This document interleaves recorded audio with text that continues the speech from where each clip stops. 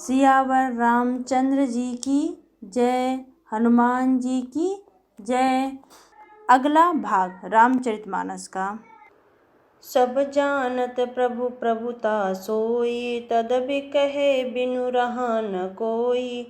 तहाँ वेद अस कारण राखा, भजन प्रभाव भांति बहुभाषा। यद्यपि प्रभु श्री रामचंद्र जी की प्रभुता को सब ऐसी अकथनीय ही जानते हैं, तथापि कहे बिना कोई नहीं रहा।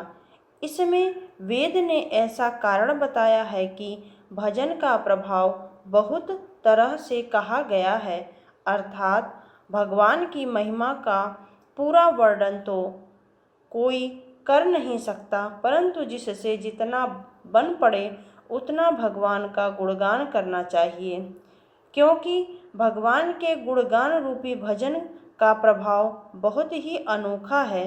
उसका नाना प्रकार से शास्त्रों में वर्णन है। थोड़ा सा भी भगवान का भजन मनुष्य को सहज ही भव सागर से तार देता है। एक अनीय अरूप अनामा, अज सच्चिदानंद परधामा। व्यापक विश्वरूप भगवाना, तेहि धरि देह चरित कृत नाना।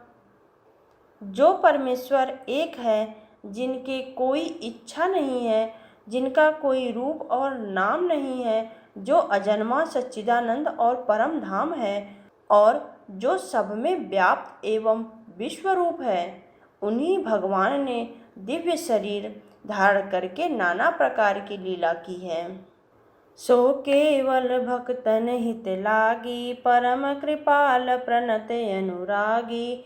जेहि जन पर ममता अति छोहू, जेहि करुणा कर किन्न न कोहू।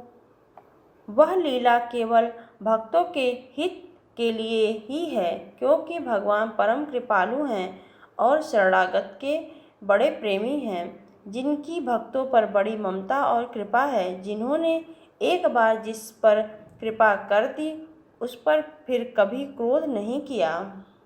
गई बहोर गरीब निवाजू, सरल सबल साहिब रघुराजू। बुधु बर नहीं हरि जस अस जानी, करहि पुनीत सुफल निज बानी।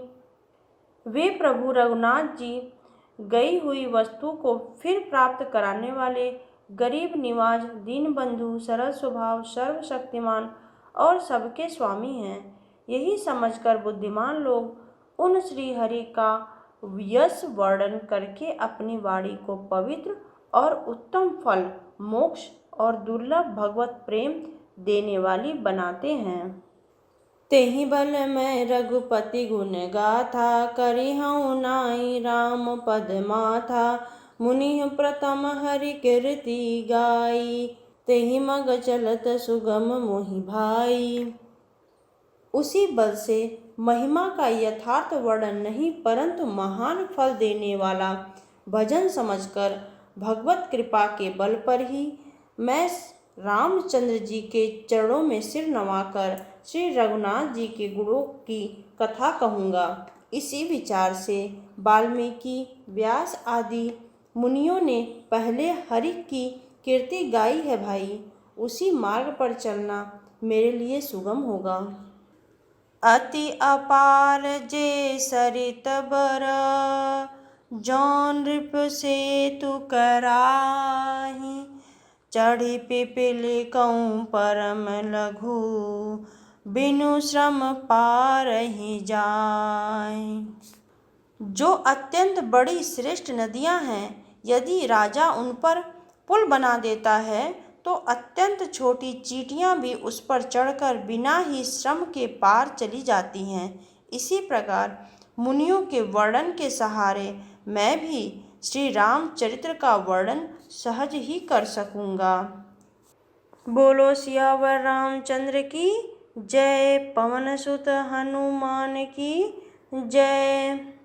मित्रों, रामचरितमानस का बालकांड का 13वां दोहा संपन्न होता है और आज यहीं विश्राम करते हैं।